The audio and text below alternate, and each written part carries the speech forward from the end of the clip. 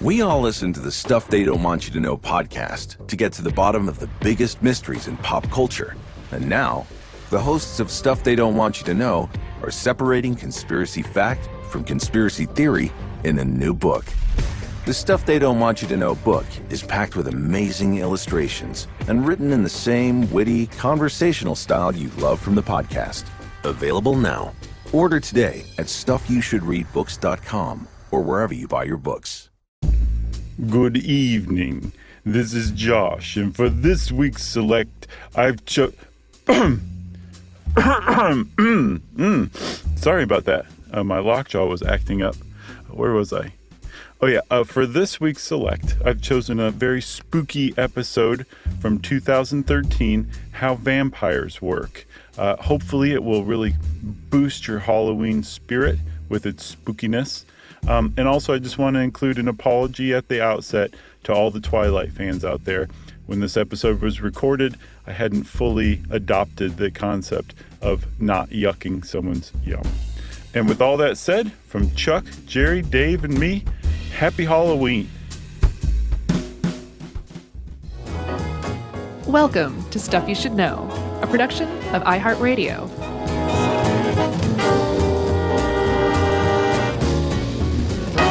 Hey, and welcome to the podcast. I'm Josh Clark. There's Charles W. Chuck Bryant sitting across from me, back in the saddle.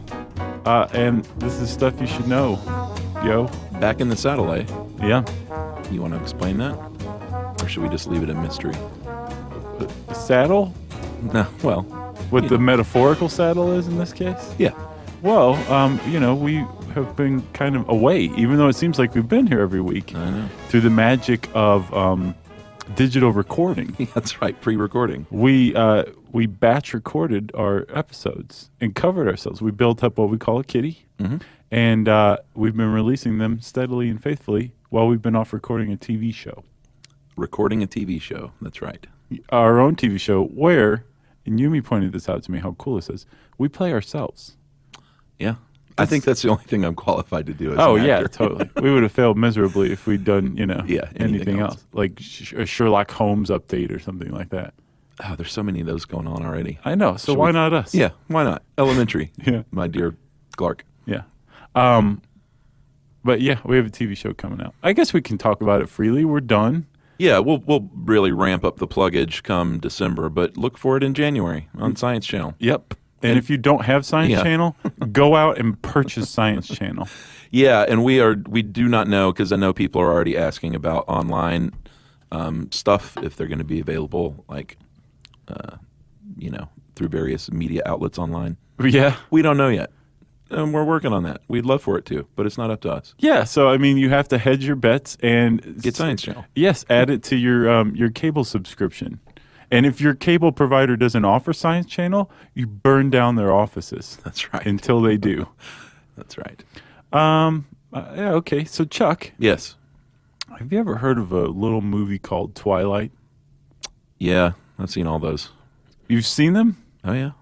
Emily's read the books, and she's way into it, so I have been sucked into it. That is very supportive of you. I don't think they're very good, but I must admit, I do want to see the final one, just because it's like when you watch 4 of something, or however many it's been, 3 of something, it'd just be kind of weird to stop there. Gotcha. So I will see the last one. When does that come out? I think probably sometime around this published date. Oh, really? Yeah, I think it's a Thanksgiving or Christmas release. Gotcha. Yeah. Okay. Well, I bring that up to propose that that's the only time we talk about that franchise throughout this whole podcast. Sure. Agreed? Agreed. Because vampires, which is what we're talking about, Yeah. they go back a very, very, very long way. Yeah. They've evolved. They've changed. They've shifted their shape. But they seem to all have certain characteristics in common, right? Yeah. For example, they can't see their own reflection. Well, not necessarily. Okay. If we go back to the ancient myths. Okay. They are wary of crucifixes. Crucifixes. Yeah. They only come out at night. Yeah, they're the undead. Yeah. Suck blood from a victim's neck. They have to be invited into your home. Yeah, garlic as well, holy water, Yeah. superhuman strength, all tenets of the modern vampire lore. Yes, and modern is a good way to put it, because all of this is a fairly recent image of the vampire, Yeah. thanks to Bram Stoker, and then shortly after that, Bela Lugosi. Yeah. We now have this conception of the vampire. But like I said, it goes back way, way further than the 19th century or even the 18th century. Whoa. Yeah, it goes back as much as 4,000 years as far as we know, and probably further back, right? Yeah, and I will say one thing, not to bring up the T word again, but Bram Stoker and other authors and filmmakers, the cool thing I like about the vampire in pop culture is you can pull from all these different things to create your own creature of the night. Yes. Like some of them, in like True Blood, for instance, they can retract their fangs. They're super sexy. Lilith is in that. A version of Lilith that we'll talk about. Okay. So I just think that's kind of one of the cool things about vampires is Bram Stoker did the same thing. He pulled from different areas of mythology and said, this is a fictional character I'm going to create using all these old folk legends. Right, but there are some things that are very basic. The commonalities among all vampires is that generally they suck blood, Yeah. and they are dead in some way, shape, or form. Yeah, undead. They're undead. Yeah. That's a great way. You just coined an excellent term. Yeah, I just made that up. So you have undead people, former people in most cases, feeding on the living. That's the vampire. It's the Yeah. basis of almost all vampires. Yes. But even that has exceptions, because the earliest vampires that we know of that arose out of the first civilization, Mesopotamia, were actually demon goddesses, right?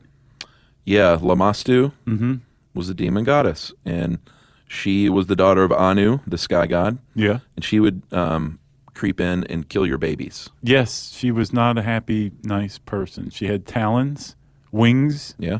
and they believed that the Assyrians and Babylonians were basically going like, what is going on, when they would encounter sudden infant death syndrome Yeah. or miscarriages. And they said, well, of course it is. Lamastu. Thank you. Yeah, I think it's so funny how so many of these things were sort of used to explain, and not vampires, but all kinds of folk legends to explain like what medicine now says is SIDS. Right. Yeah. Yeah. But I mean, like, it's this basis of the vampire legend, using it to explain stuff people didn't understand. Yeah. Usually some sort of sudden death or a wasting away, as we'll see later. It spans thousands of years. People have been going back to that well for thousands and thousands of years. True. That's pretty interesting. Agreed. When you look at this one group in the 19th century with the Assyrians 4,000 years ago, Yeah. and they're all thinking the same thing. Yeah. I find that very interesting. That's an archetype, if you ask Jung. Yeah, and it just goes to show you we're all humans all over the world for as long as we've been around. We're all stupid. We're all stupid. All right. Lamastu is also associated with Lilith, who I mentioned, who this past season was on True Blood, Yeah. like a version of Lilith. But she is prominent in Jewish texts and is a lot like Lamastu. She was the first woman, supposedly. Yeah. Not Eve, but Adam and Lilith. Yeah, that's like that question about like who was the first president. Yeah. Well, apparently there were other presidents before There Washington. were like right? 8 or 9 before Washington, but you just have to say, well, were they the president of the United States? Right. No, they weren't. Right. So Lilith was a modern woman, and she was like, Adam, I ain't putting up with this because I am just the same as you. I was created from God just like you are. Yeah. And so Stop acting like you're not made of dust. exactly. So she left Eden, said, I'm out of here. I'm going to go have my own kids. Yeah. God sends angels to bring her back. She's like, no, I'm not going. And the angel said, all right, you think angels are nice? We're going to kill 100 of your children Yeah. every day until you get back up to Eden or heaven. Yeah. And rather than say, okay, well, let's go back to Eden, then Lilith said, do it. And they did it. And so she started killing human children in return. That's right. Again, with sharp talons, a winged demoness, stealing infants and fetuses. And I find that extremely interesting. that the vampire legend is kind of born out of this this folklore of how you're supposed to be subservient to men. Right. You know, that's very interesting to me. Yeah. Because there's this element of seduction that kind of was reinvented with vampires here or there, but it's one of the it may have gone away in some areas, but it always came back. This idea that there was a woman or a person who didn't follow sexual mores. True. Whether that sexual meaning like intercourse or gender. Yeah. They didn't follow the rules, and that's kind of like another thing that's always kept the vampire legend going, or that's always been Yeah. a part of it, I guess. That's a good point.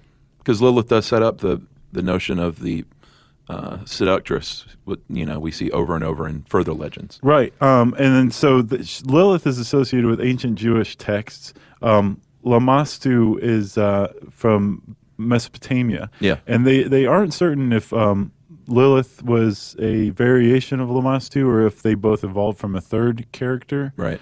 But those are the two most ancient ideas of vampires that we have. Shortly after that, we can head on over to Greece. Yeah. And they feared a lot of vampire-like creatures. Yeah, Lamia was another demoness, head and torso of a woman, lower body of a snake. Yeah. And evidently this was one of Zeus's mortal lovers. Yeah. Zeus's wife did not take kindly to this. Hera. And she was like, no, I'm going to make you go insane, lady, and eat all your children. Yeah. You're so crazy, you're going to eat your kids. And then come to afterward. That's right. And when she did, she went so berserk, not in the Viking way. Not berserker. No, just straight up berserk. Yeah. That she became a monster. Again, killing children. Yeah, because she was jealous of other women who had children. Who else? They also had the Empusae, Yes. the daughters of Hecate, who was the goddess of witchcraft. Yep, and they were shapeshifters for the first time, right? Right. So like you have all these different cultures contributing to the vampire that we understand today, here or there. And it wasn't just the Greeks, it wasn't just the Mesopotamians. You also had India getting into the mix. With the Rakshasa. Right. Which was basically like a ghoul. The shape-shifting ghoul who once again killed children. Right. And same with the Vitala, but they were more like a zombie, if you ask me. Yeah. A demon who took possession of recently dead bodies Yeah. to wreak havoc on the living. That's a zombie. It sounds like zombie. And then the Chinese also had their own thing. The Kuei. Kuei. Koi. Yeah, Sure. okay. You have to say it like that, though. Yeah. Yeah. Like the guy on NPR who always reports from China. Oh, does he He overpronounce? speaks normally, and then all of a sudden, Yeah. he's doing it accurately, but it's like a little bit like Daniel Day-Lewis doing Lincoln. It's like, yeah, that's accurate, but do you know what you sound like? I want to get rid of slavery. That was sort of like a jacked up Kennedy. That's weird. A little bit. So how do Kwai come about? They are corpses who would rise from the grave, kill again, and that happened when a person's lower spirit did not pass into the afterlife Yeah, because of bad things they did. So the Poe was angered by that's this. the lower spirit. Yeah, and that would reanimate basically and say, you know what, I'm going to attack the living at night once again. Because what else do I have to do? Nothing. Well, it's a good way to exact revenge. Just have to hang around here and true. with the wheelbarrow. So all of these stories were floating around the world and eventually through trade and things Yep. wound up in Europe. Yeah, the first globalization, the Silk Roads, started bringing all these things together, and yeah, they moved over to Europe. And that's where they really sort of took off, Yep. I guess you could say. And in the place that became the epicenter was Central Europe or Eastern Europe. Yeah, Russia Yeah. early on with the Upir, and again Greek with the Rhicolacus or Vicolacus.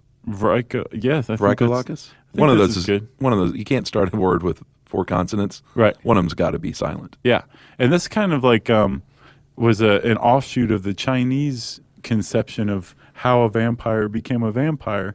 The Upir which they think is the word that led to vampire or vampire. Yeah. Was basically a person who, during their life, was a sinner, unbaptized baby, Yeah, which is really sad. a vampire baby. Yeah. That's kind of funny. And they anyone who wasn't a Christian, Yeah, practitioners of witchcraft, especially, of Yeah. course, for obvious reasons. because you'd already sold your soul to the devil, Yeah, so you were doomed. you're like halfway there. Right. So all of these factors combine to basically make you a loser in the afterlife, and you're going to come back. And families were, I guess, aware of this kind of thing. They knew that there was the possibility Yeah. that, Uncle Vigo, who had a big gambling problem, which the village looked down upon. Right, yeah. When he was alive. When he died, well, he was probably going to become an Upir. And so if all of a sudden Uncle Vigo's nephews start dying in a weird way, Yeah. say of maybe a dread disease, the family would probably go dig up Uncle Vigo and do crazy stuff to his body. Yeah, and one thing to point out here, this is, I think, the first time with the Upir that we get the notion that they would go back to the grave to rest Oh, yeah, it's a big one. on a regular basis, and that sets things up moving forward, kind of. Right. So, like you said, they would sometimes dig these bodies up, sometimes burn them, drive a stake through the heart. Yeah. They would really take care of this corpse. They would bury them face down sometimes. Yeah, So, if they tried to crawl out, they would be headed in the wrong direction. that's pretty awesome. Gotcha. Yeah. Or Stupid vampire. But stakes facing down. So if they tried to crawl up, they would stake themselves. Yep. And this was the about 1,000 years ago in Central Europe. This stuff, or Central or Eastern Europe, this stuff started to these beliefs started to come about. Yeah. That you could solve your vampire troubles by butchering the corpse of the suspected vampire. Yeah. And it started then, and it carried on anytime there's a vampire panic, which interestingly almost always attended an outbreak of some sort of disease. Yeah, I could see that. Because once again, they're just trying to explain away Exactly. medical conditions. Right. People would dig up corpses and do crazy things to them. Like in Venice, they found a 16th century corpse that had a brick in its mouth. Oh, really? And they That was no realized- accident. No, it hadn't. It didn't fall in there. And then in the 1850s, there's this really cool article, Chuck, called "The Great New England Vampire Panic." Oh, yeah? It was on the Smithsonian website recently. It is awesome.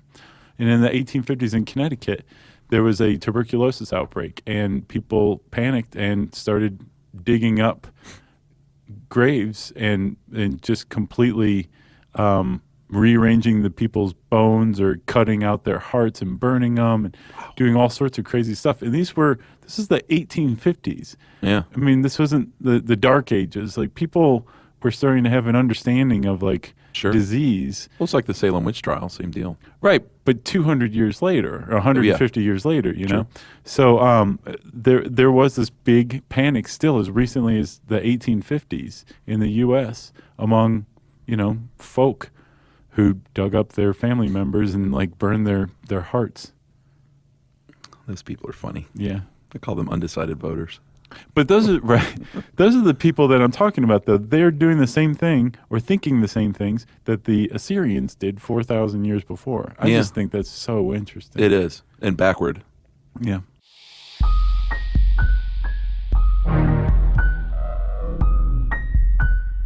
Stuff you should know.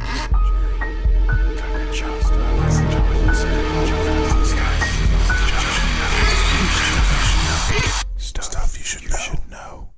UFOs, psychic powers, chemtrails. For years, we've all listened to the Stuff They Don't Want You to Know podcast to get to the bottom of the biggest mysteries in popular culture. And now, hosts Ben Bolin, Matt Frederick, and Noel Brown are separating conspiracy fact from conspiracy theory in the Stuff They Don't Want You to Know book. With cool heads and extensive research, the guys break down the wildest conspiracy theories, from biological testing and the secrets of lobbying to our endless fascination with the Kennedy assassination.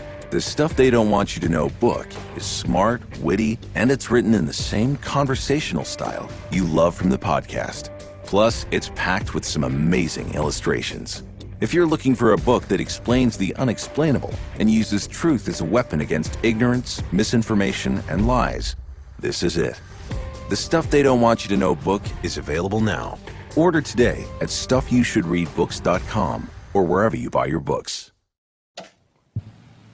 The 1980s had a lot of great stuff. Big hair, arcade games.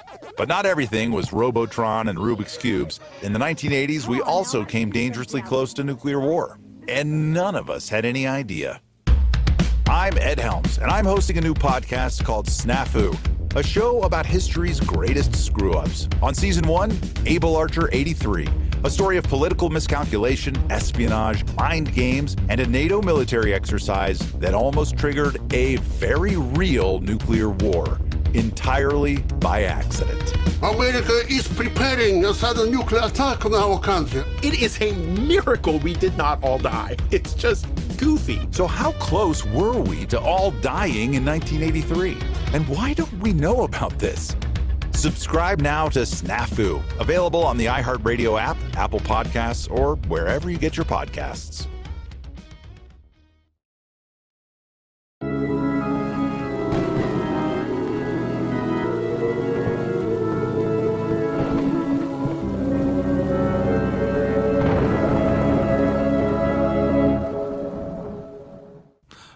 So in Wallachia, Moldavia, in Transylvania, which is now Romania, they had something called Strigoi.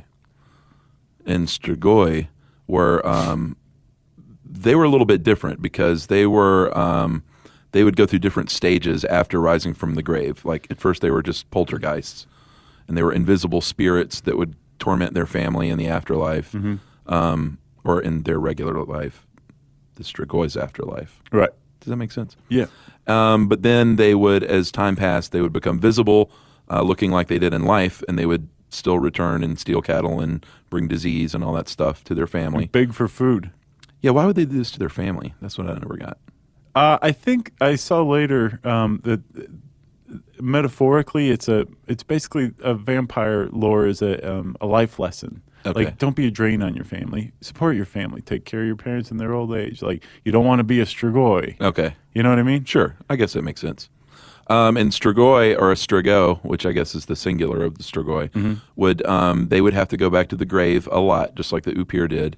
And they followed the same pattern. If they thought someone was a Strigo, they would exhume the body and take care of it the old-fashioned way. Right.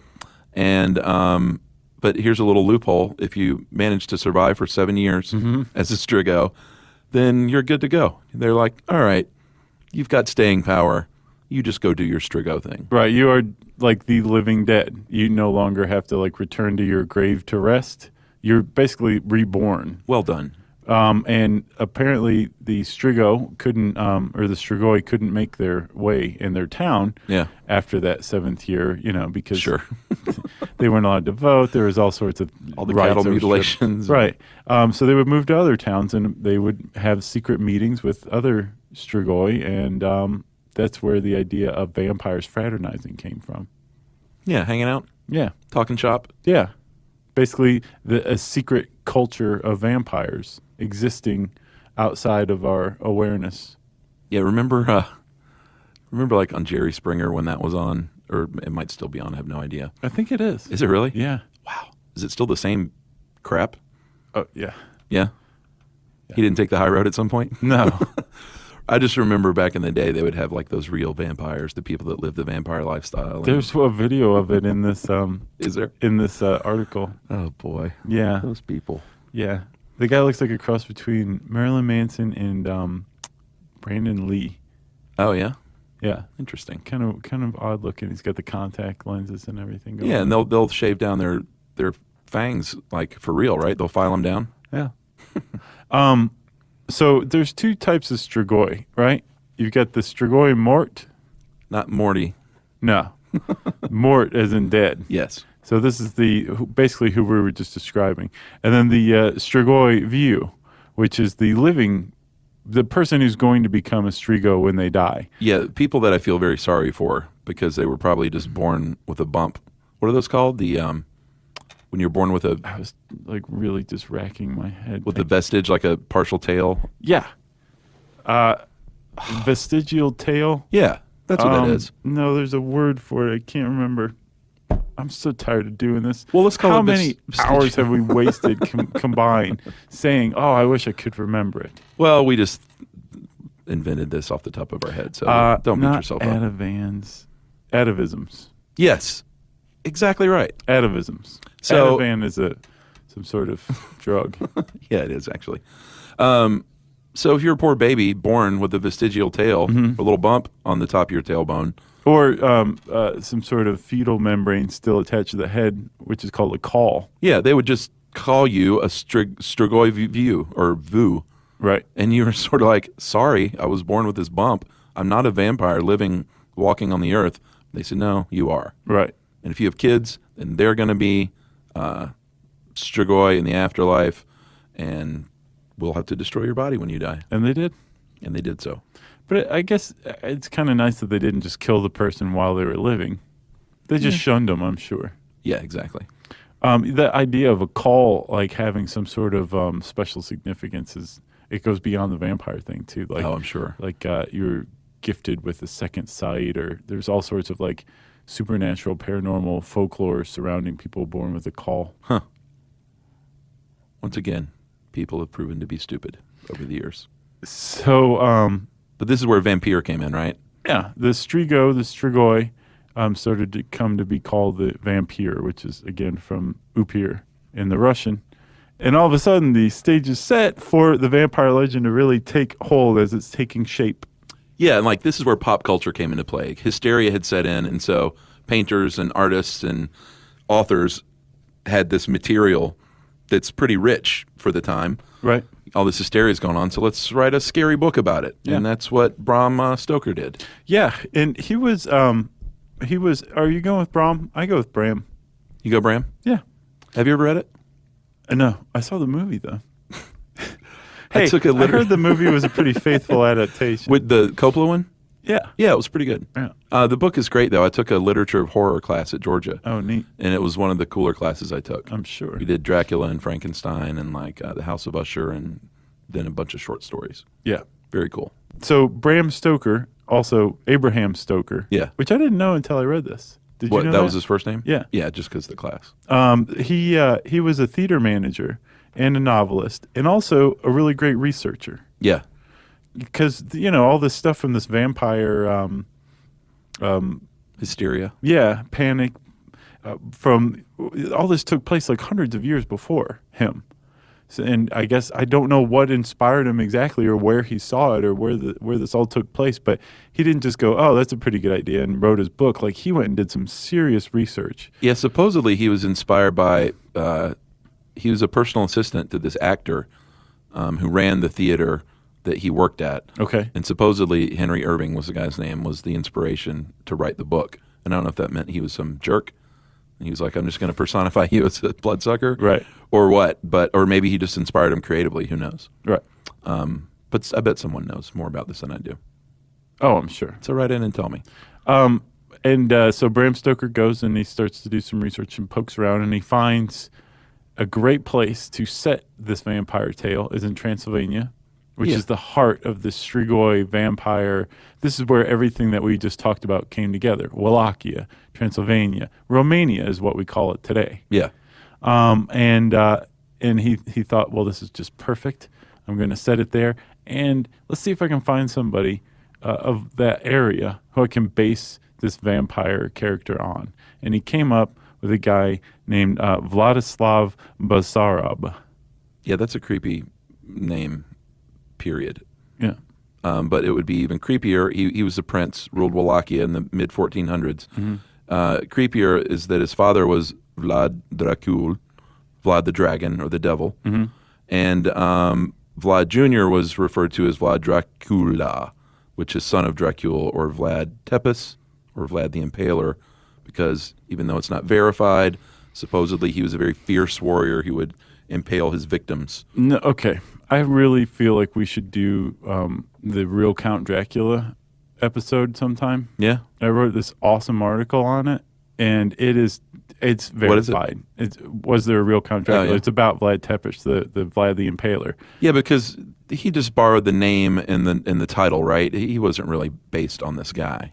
Who, Count Dracula? Bram Stoker's Yes. version, right? Vlad Tepes was probably far, far worse than anything Bram Stoker wrote about Count Dracula. Way worse. Oh, yeah? Yeah, it is verified. Like, yes, he had all sorts of guys who were against him and who published extensively all these like books and pamphlets and all this stuff to smear his name. Uh-huh. But they got a lot of stuff right. Yeah. Like, he was into some horrible stuff. He killed a lot of people. He had a lot of people killed. His armies killed a lot of people.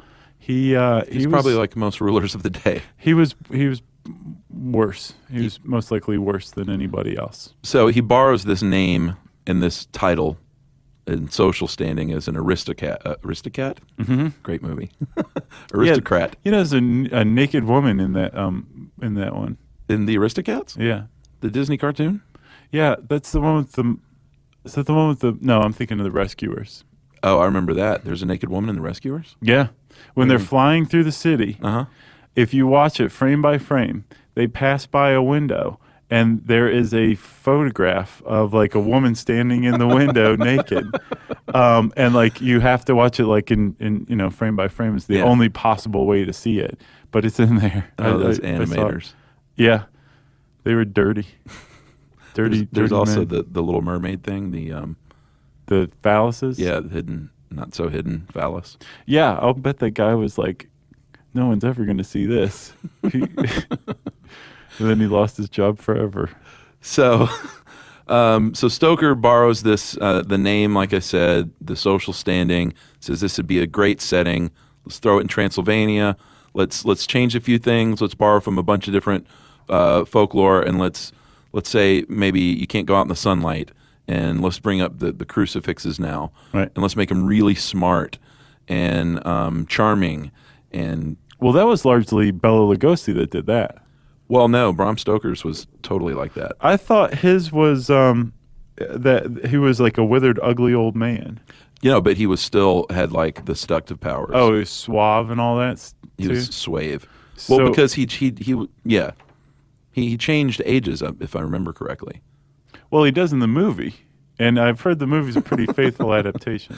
It was also, I think, the first time where all of a sudden they didn't have any reflection, because most of the previous legends, they loved their reflection. Yeah, apparently not only were they in love with their own reflection and they could be lost for hours staring into a mirror, they were also supposedly obsessive compulsive, as some like Eastern folklore goes. And one way to ward off vampires was to spread seeds outside of your house, because the vampire would be bound to count every single seed. Yeah. And if you put a little nail or a tack or something in there, when the vampire went to pick that one up, it would prick itself and drop all the seeds and forget where it was and start counting all over. Say, oh, you got to start counting again. And then you'd just be sitting inside, laughing, drinking your ale. Stupid vampires. Yeah. So you mentioned... that was another difference. I'm sorry. We've been calling them stupid vampires, and up until the 19th century, like, you could make that case. Like, they were kind of dead, zombie-esque a little bit. Yeah. It was Stoker that introduced, like you say, not just all this other stuff, but the acute intelligence. That's right. This very smart, like, power of persuasion, almost hypnotic. Yeah. Svengali type. And in True Blood, they have this thing they do called glamoring, which is kind of a silly name. But it's almost like a charm, like a spell that they can put over you if you like lock eyes with one. And, when you glamour them, they're, basically in a hypnotic state.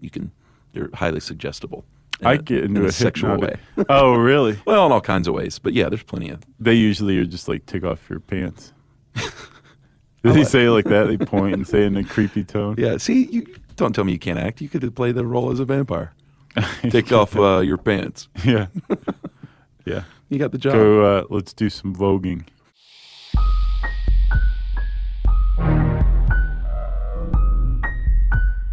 Stuff you should know.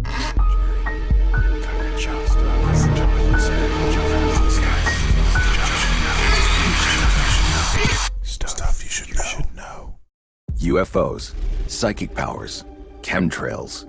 For years, we've all listened to the Stuff They Don't Want You to Know podcast to get to the bottom of the biggest mysteries in popular culture. And now, hosts Ben Bolin, Matt Frederick, and Noel Brown are separating conspiracy fact from conspiracy theory in the Stuff They Don't Want You to Know book. With cool heads and extensive research, the guys break down the wildest conspiracy theories, from biological testing and the secrets of lobbying to our endless fascination with the Kennedy assassination. The Stuff They Don't Want You to Know book is smart, witty, and it's written in the same conversational style you love from the podcast. Plus, it's packed with some amazing illustrations. If you're looking for a book that explains the unexplainable and uses truth as a weapon against ignorance, misinformation, and lies, this is it. The Stuff They Don't Want You to Know book is available now. Order today at stuffyoushouldreadbooks.com or wherever you buy your books. The 1980s had a lot of great stuff. Big hair, arcade games. But not everything was Robotron and Rubik's Cubes. In the 1980s, we also came dangerously close to nuclear war. And none of us had any idea. I'm Ed Helms, and I'm hosting a new podcast called Snafu, a show about history's greatest screw-ups. On Season 1, Able Archer 83, a story of political miscalculation, espionage, mind games, and a NATO military exercise that almost triggered a very real nuclear war, entirely by accident. America is preparing a sudden nuclear attack on our country. It is a miracle we did not all die. It's just goofy. So how close were we to all dying in 1983? And why don't we know about this? Subscribe now to Snafu, available on the iHeartRadio app, Apple Podcasts, or wherever you get your podcasts.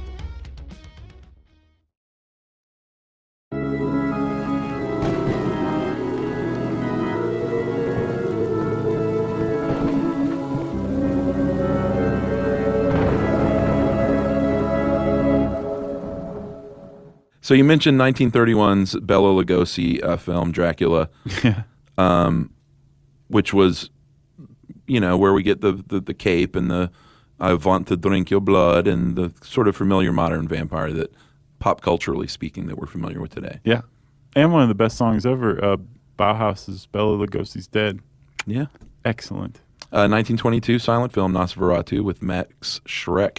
Yeah. It's a little more true to the original creepy looking guy. What was the movie starring Willem Dafoe and about the John making of Malkovich? Nosferatu? Yeah. Yeah. That was good. What is the name of that movie? Do you remember? I can't remember. Dude, that is such a good movie. Yeah. I want to see that movie again. I do too, actually. It's a great one. The ending is just awesome. Yeah. What is it? Shadow of the Vampire. Thank you, Jerry. Jerry. For that live correction. Anne Rice then came along and nothing happened in between plenty Bela happened. Lugosi and Anne Rice. But Anne Rice definitely brought things more into the forefront as far as this range of emotions and these really complex characters. Yeah. I didn't think the books were very good, but it's just not my bag. Oh, yeah? No, I read the first one, and it's just not my thing. Okay. Yeah. I mean, I'm not saying it was not good. It's just not my thing. I'm with you. Buffy the Vampire Slayer, of course, classic. Not so great movie, great TV series. Love that movie. Well, that's good. Yeah, it was for a you. good movie. Yeah, I thought it really became itself when the cast changed and the. I love that movie. Yeah, well, that's great. Have you seen that South Park where like all the kids start becoming like vampires? All the good kids. It's like very trendy and hip to be like a vampire and to give yourself a new name and everything. And they drink Clamato. Oh, I love Clamato. Yeah. You're in the minority, buddy. That's the secret to my famous Bloody Mary. I know, you've told me. Yeah. It's a good South Park, Chuck. I'll check it out. Where are we now? Should we talk about psychic vampires a little bit? I guess. All right. These are people in modern times that claim that they crave and feed on others' energy, their psychic energy. Mm-hmm. And they claim to be vampire-ish or vampiric. Vampire-esque. Vampire-esque, in that they will not, if they do not do this, then they will not feel like they have fed on, sustenance. Like that is their sustenance, is other people's psychic energy. Gotcha. And it also goes back, it's, modern people claim this, but it goes back, thousands of years. This phenomenon does. It's nothing new. Well, I actually think that it may have given rise to vampire lore as we understand it now. Yeah, and it's also a metaphor. If someone, someone can call someone a psychic vampire if they're just a drain as a person. Yeah. You know those people. Oh, I do. I do. Energy vampires. That's right. Not to be confused with the other kind of energy vampire, which is like your coffee maker. Yeah, these things that are left on all night. So there's we kind of touched on it earlier, the idea of why where we would have gotten vampire legends. People use it to explain a phenomenon that we didn't understand before there was such a thing as like germ theory, right? Right. So you have like Lamastु being blamed for SIDS and miscarriages, that kind of thing, right? Yeah. And then you have a couple other diseases that we've come to understand that they're like, you know what? We've never really definitively linked this to vampire lore, but I'll bet you this gave rise to it. It probably didn't help the So case. like what? Porphyra? Is that how you pronounce that? Porphyria? Porphyria? All right. We'll go with that. Have you ever seen The Others? Nicole yeah. Kidman? Oh, is that what those kids had? Yeah. Okay. All right. That makes sense. It's a rare disease. Irregularities in the production of heme, which is in hemoglobin. Heme. Yeah. I like heme. That thing got a heme? That's an engine, yeah. And basically what you're going to be sensitive to sunlight. You're going to have bad stomach pains. Mm-hmm. You may be delirious. Back in the day, one prescription may have been to drink blood. So I would say that's probably a dead giveaway right Yeah. there. And know? have you seen pictures Yeah. of people stricken with this? Creepy looking. Yeah. Their teeth can be like red or black, and their gums can be red and black. And, Which is, I think, probably another reason why they Yeah. linked that to that. and it's hereditary. So there were places where there was more of this happening than other places, Right. Which would also lend itself to the whole vampire thing. And feeding on your family. Yes. Same with tuberculosis. Like when people were kind of spread out, except your family, Uh-huh. and there were 19 of you, Yeah. and you all lived in one house. Yeah. If one of you had TB, probably the rest of you were going to catch TB, and a lot of you were going to die from it. Yeah. And whoever was the first one to die of this was probably the original vampire who's feeding on the other, and you're probably the one who's going to be dug up and have your heart cut out and burned. Yeah. But at that point, who cares? And then there's another disease called catalepsy, which Boy. is associated with epilepsy. Yeah, this one is freaky. Did you ever see that Twilight Zone where I can't remember what actor it was. It may have been the professor from Gilligan's Island. Oh, yeah? Where he's in a car wreck and he's paralyzed. And the whole thing is just him talking to himself in his head, like He's locked begging in. these people, to not bury him Wow. because he's not dead. And it's a great episode. So is he cataleptic? No, he was kind of, like you said, locked in. It was Twilight Zone. Catalepsy is a specific neurological disorder, like I said, associated with epilepsy, where your muscles just freeze up. And an episode like this can last for days. Yeah. And your heart rate slows and your respiration slows, and you're alive. And God knows what your brain's doing, but you're alive during this time. Yeah. But, prior to, say, embalming, you may have just been taken for dead and put in the ground, and you had to dig your way out and go back home. Yeah, and it's also associated with schizophrenia. So you're sitting around the dinner table, and Uncle what? Vigo, Uncle Vigo, who remember liked to gamble. he comes in 3 days after you buried him, brushing dirt off his overalls, having a schizophrenic episode, and you're going to put a stake through his heart. Yeah. Yeah. If you're smart. Which is just not fair, because after an experience like that, it's like, why would you wait? Why not let fate kill this man before he goes through this horrific cataleptic experience, and then it all end with a stake through the heart? Just let him get hit by a truck with a Hemi or something ahead of time. And then I'm not so sure about this suggestion, but it might carry a little weight that what happens after a regular human body dies might have fed into this a little bit. I would say so. Fingernails and hair continue growing. So this is like if they dig you back up. They're like, look, the fingernails are long, the hair's grown, they're bloated, because you're full of gases expanding. So let's cut them open, and all this fluid drains out, and say, see, they've been growing their hair and fingernails and feeding on others' bodily fluids. They're alive. Or undead. Right. But well, I mean, I could see that. Like they're going back and resting, and like they obviously have gorged themselves. Look at their stomach; it's all distended. Yeah. So I mean, I think it was probably like the nail in the coffin on their beliefs. Like this is all absolutely correct. Yeah, I could see that now. I Yeah. guess. And then the notion of the vampire bat came along later on, where the vampire could shapeshift into bats and sometimes wolves. Right. Although in Twilight, wolves and vampires are on opposite sides. Yeah. I said I would mention it again. Yeah, I know. And there I went. But the whole thing of the vampire bat was just like a creepy, real vampire bats are docile creatures, and they might drink like the blood of a cow, but they're not attacking people. No. That was all for They're as harmless as vampire literature. babies. Yeah. You know? What are some of your favorite movies, Josh? Vampire movies? No, just comedies. Oh. I like DC Cab. Yeah. Dr. Detroit. I would say probably the best of all time, in my opinion, is Lost Boys. It definitely has a kitsch value now. That is a great movie. It doesn't hold up super well, though. Have you seen it Really? lately? No, I haven't seen it in a while. In the ways that other 80s movies don't. you know? Really? Because that was like a cool movie. Yeah. Echo and the Bunnymen cover the Yeah. doors in it. Come on. Thou shalt not kill. Yeah, that's a weird one. It's a strange song. Near Dark, did you ever see that one? I don't think so. 1987, Bill Paxton and that one guy, Lance Henriksen. They're like these modern vampires traveling in an RV through the desert and killing people. Really good. I have not seen that. Near Dark is excellent. What about First Bite with George? George Hamilton? Yes.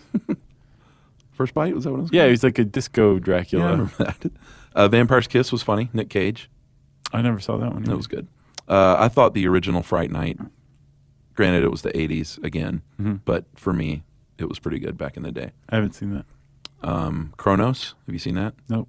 Guillermo del Toro. I don't Good one. think I've seen it.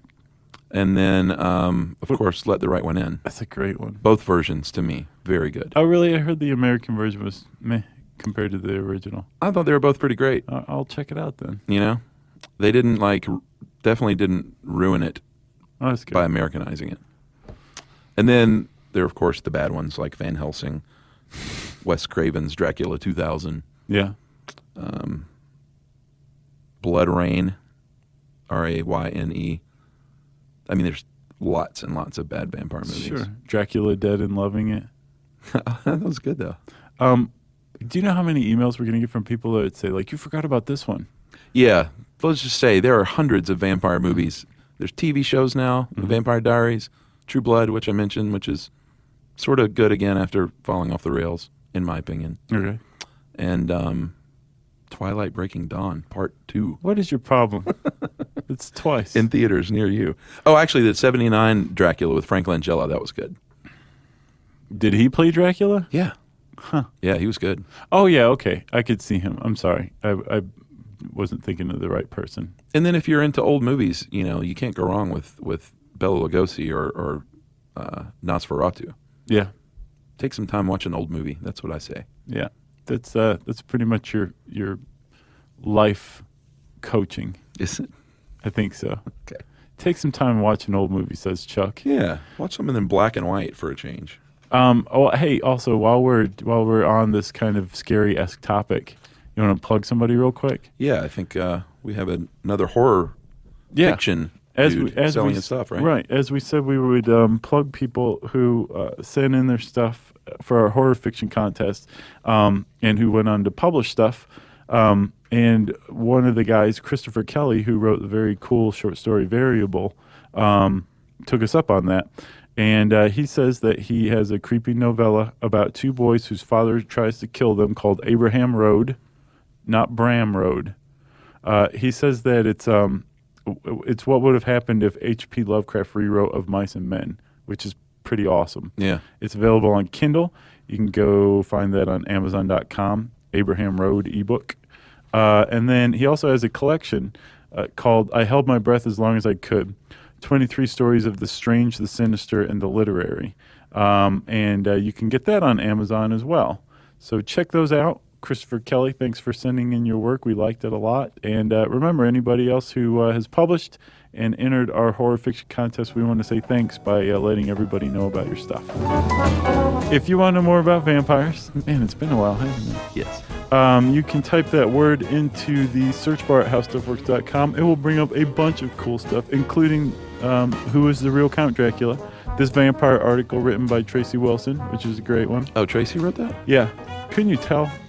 It was pretty thorough. Yeah.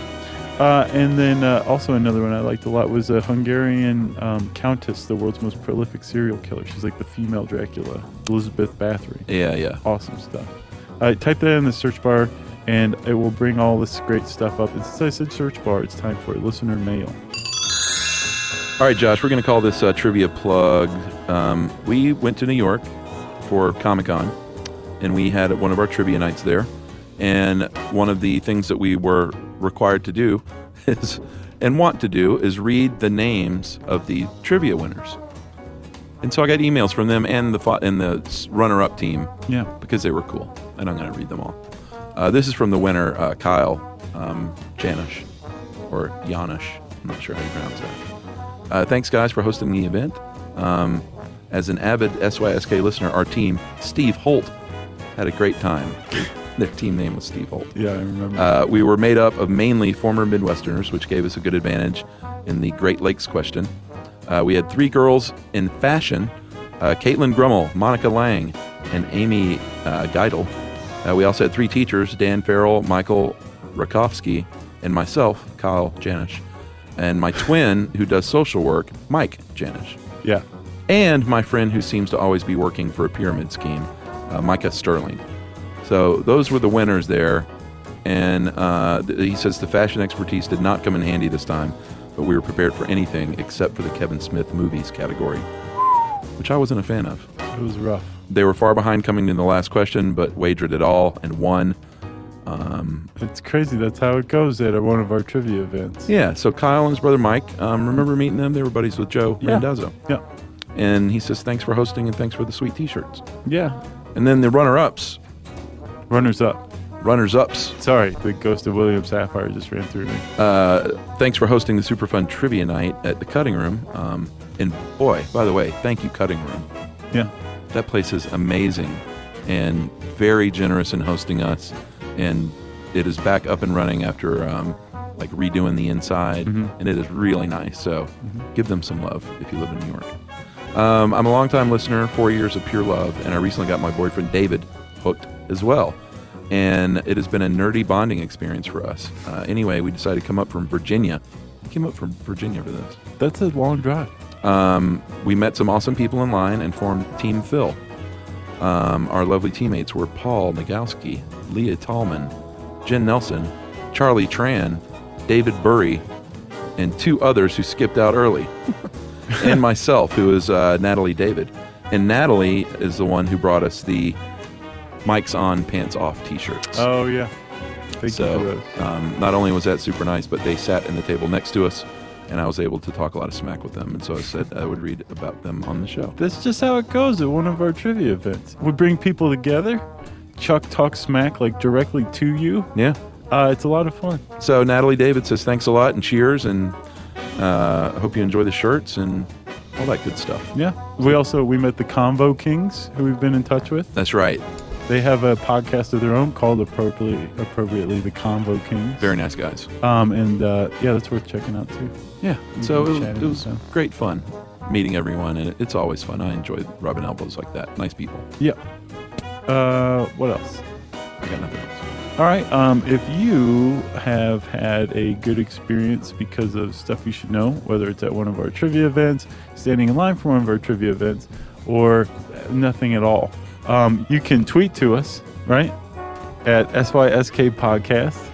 You can join us on Facebook.com/Stuff You Should Know, or you can send us an email to stuffpodcast@howstuffworks.com. Stuff You Should Know is a production of iHeartRadio. For more podcasts from iHeartRadio, visit the iHeartRadio app, Apple Podcasts, or wherever you listen to your favorite shows.